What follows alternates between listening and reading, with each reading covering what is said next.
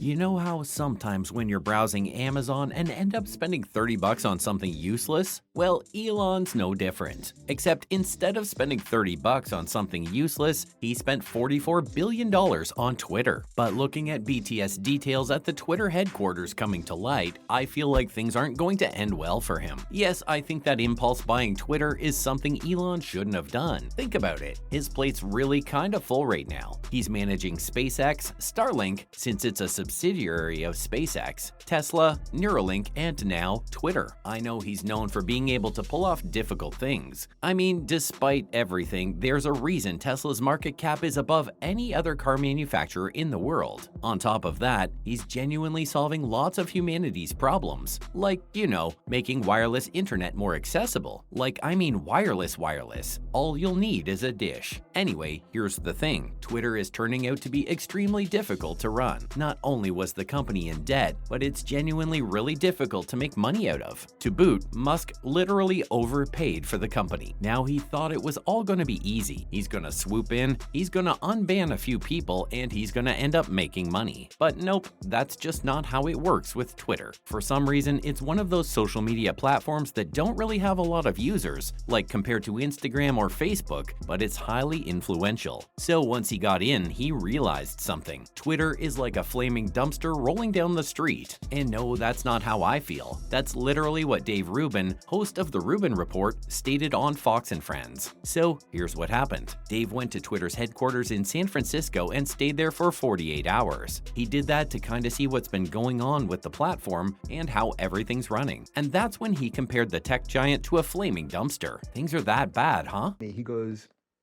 do I recognize you? I recognize you. He goes, I said, well, I'm on Tucker a lot. Maybe you see me there. He goes, oh, okay. And then he goes, who are you? And he's talking to my husband, David. That's when Elon shared some behind-the-scenes details of how everything was done. He even showed him how the social media platform had shadow banned certain users and content. So why was Rubin actually there? He was trying to figure out why his audience engagement seemed to completely disappear. Isn't that crazy? I don't know, man. Maybe people don't want to engage with you. Take the hint. Take the L. Go home. Anyway, Rubin jumped on a plane and decided to visit Elon and his new business. That's when he noticed something interesting. We weren't in a recession. The border was a little bit better. We didn't have a crazy war in Ukraine. There were things. Come on, you have to admit.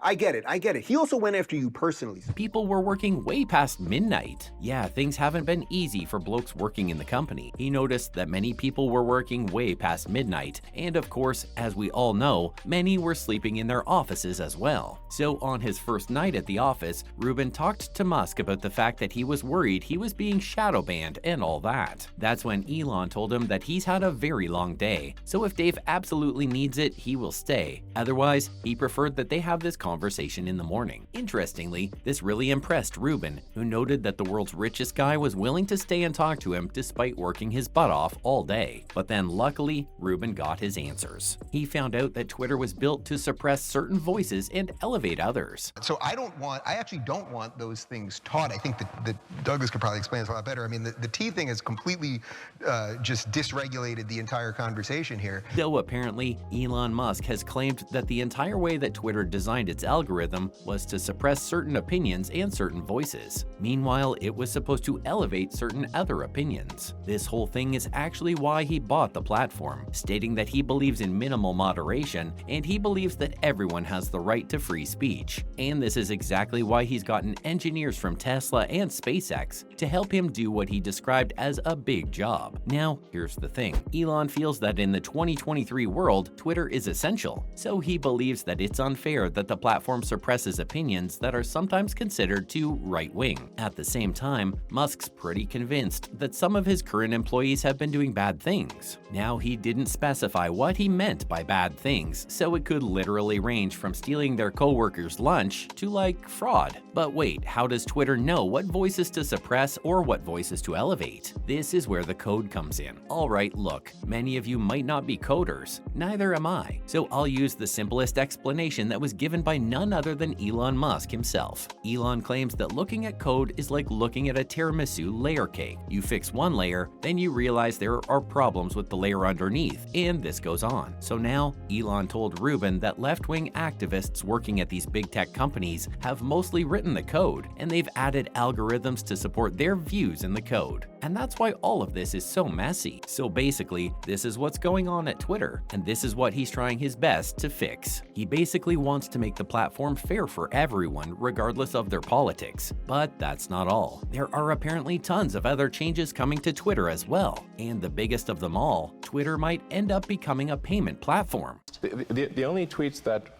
would have to be, say, reviewed would be if a tweet had a probability of causing a movement in the stock. You know, considering that Musk literally founded PayPal, he felt that maybe this was what the company needs to start making some cash. He has the experience, right? So here's what could happen. If this plan goes through, Twitter users will be able to buy stuff on the platform, but they'll also be able to send each other money. That's going to be interesting. Many people are usually linking their Kickstarter or GoFundMe campaigns on the website, so I do feel this is something that could end up working. However, despite Musk himself being a large proponent of cryptocurrency, this new feature will only work on fiat payment. Well, it's really varied quite a bit over time. So these days, it's probably 80, 85 hours a week. But hey, maybe they could add crypto to it later on. However, folks, this isn't happening for a while. The company will need a license that could take around a year, but it'll also need approval to go international. So this isn't something that we need to think about now. However, there's another change that Elon could make pretty quickly: long-form tweets. Yep, the crazy rich eccentric CEO has stated that Twitter could move to longer tweets. Right now, the character limit is at 280, but he could increase that. To exit, you'd spin it horizontally, and it would spin out, and that's really how you get to orbit.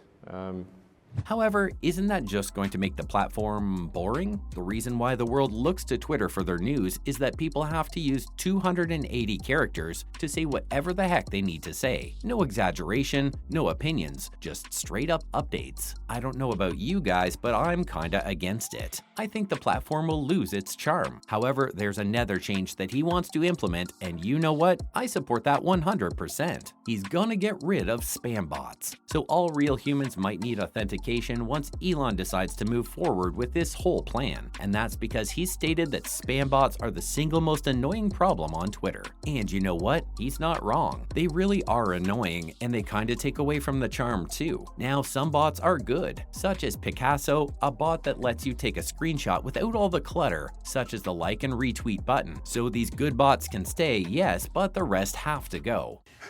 Some people use their hair. I use Twitter. Anyway, that's all we have for today. Which of these changes in the platform are you most looking forward to? See you guys soon.